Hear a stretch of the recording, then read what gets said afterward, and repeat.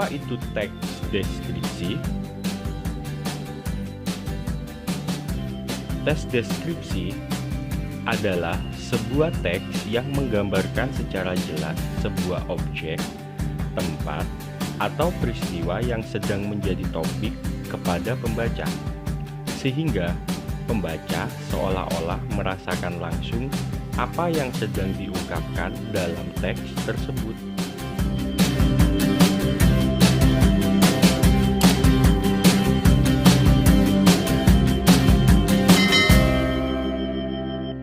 Oke, selanjutnya yaitu ciri-ciri teks deskripsi. Apa saja ciri-ciri teks deskripsi? Yang pertama, ciri-cirinya ialah melukiskan atau menggambarkan suatu objek seperti benda, suasana tertentu, atau tempat. Yang kedua, ialah penggambaran dilakukan dengan melibatkan panca indera seperti halnya pendengaran, penglihatan, pengecapan, penciuman, dan perabaan. Yang ketiga, memaparkan ciri fisik dan sifat objek tertentu seperti bentuk, warna, ukuran, dan kepribadian secara rinci dan jelas. Keempat, banyak ditemukan kata-kata yang maknanya berupa kata sifat atau keadaan. Dan yang terakhir, para pembaca dapat merasakan sendiri atau mengalaminya sendiri.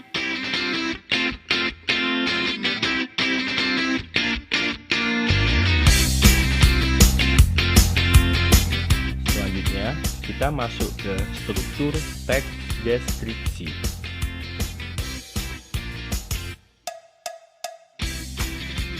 Struktur yang pertama yaitu identifikasi. Identifikasi merupakan bagian yang mengenalkan objek, tempat, atau orang yang akan dideskripsikan.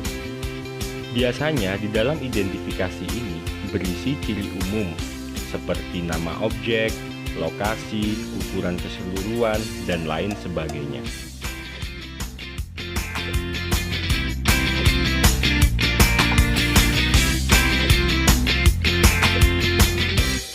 Struktur kedua, ada deskripsi bagian. Deskripsi bagian biasanya memuat gambaran rinci dari objek yang digambarkan. Nah, di sini penggambaran ciri-ciri tersebut memecah bagian-bagian objek secara rinci.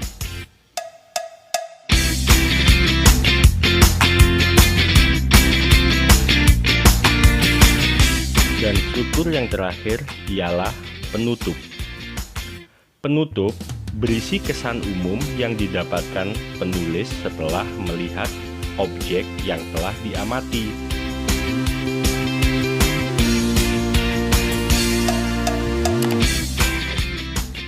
Nah, lebih jelasnya, marilah kita sama-sama mencermati struktur teks deskripsi, atau marilah kita sama-sama menelaah teks deskripsi.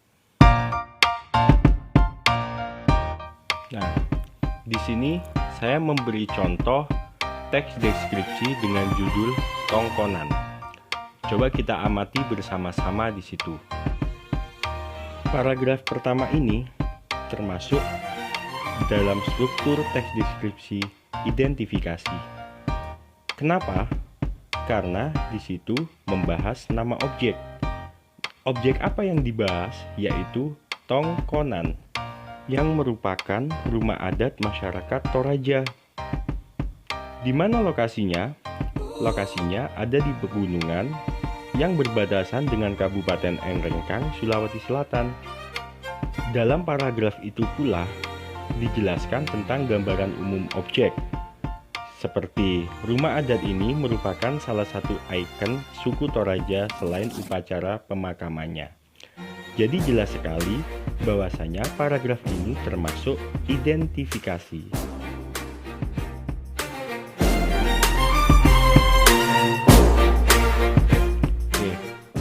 Ini merupakan paragraf kedua dari teks yang berjudul sama, yaitu tongkonan.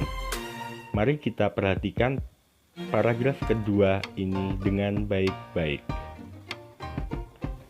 Paragraf kedua ini termasuk dalam struktur teks deskripsi kedua, yaitu deskripsi bagian. Karena bagian-bagian objek yang dideskripsikan dijelaskan secara rinci, mulai bahan kayu yang digunakan, ukiran rumah, hiasan atap rumah yang menghiasi rumah adat tersebut. Oke, sekarang kita masuk di paragraf ketiga. Kita amati baik-baik. Di paragraf ini merupakan bagian dari struktur teks deskripsi yang ketiga, yaitu penutup.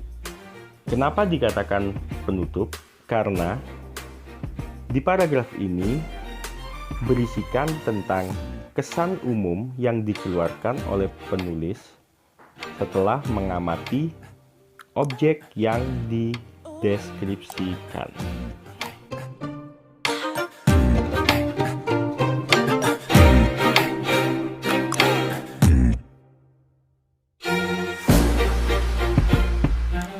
Selanjutnya, saya akan menjelaskan tentang ciri-ciri kebahasaan dalam teks deskripsi.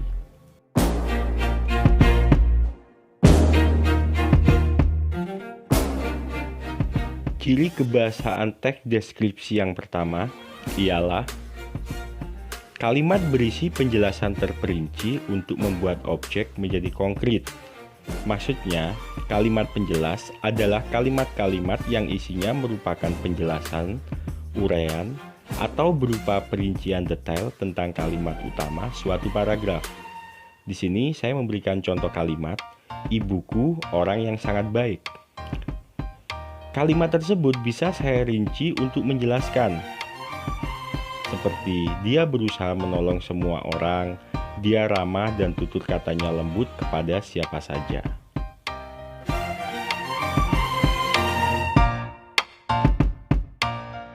Kaidah kebahasaan yang kedua yaitu penggunaan kalimat yang menggunakan serapan panca indera.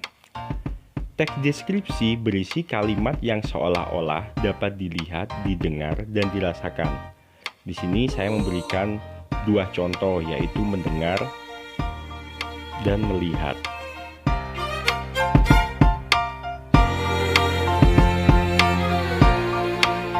Ciri atau kaidah kebahasaan teks deskripsi yang ketiga ialah menggunakan pilihan kata dengan emosi kuat dalam teks deskripsi.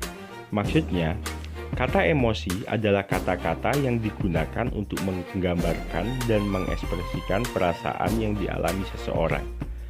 Teks deskripsi menggunakan kata-kata dengan emosi kuat. Nah, seperti itu contohnya. Ada kata terpesona, mempesona, elok, cerai-berai, tabah. Kata-kata tersebut merupakan kata-kata dengan emosi kuat.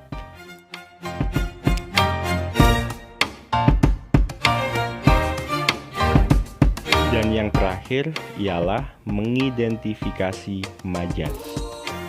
Majas merupakan kata kiasan yang berfungsi meningkatkan kesan dan mempengaruhi pendengar ataupun pembaca dalam teks deskripsi. Contoh majasnya kalian baca sendiri ya.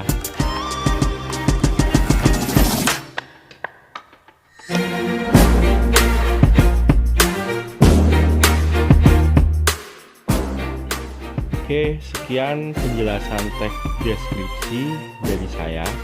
Mudah-mudahan bisa bermanfaat bagi kalian semua. Sekian, terima kasih. Jangan lupa like and subscribe channel ini. Wassalamualaikum warahmatullahi wabarakatuh.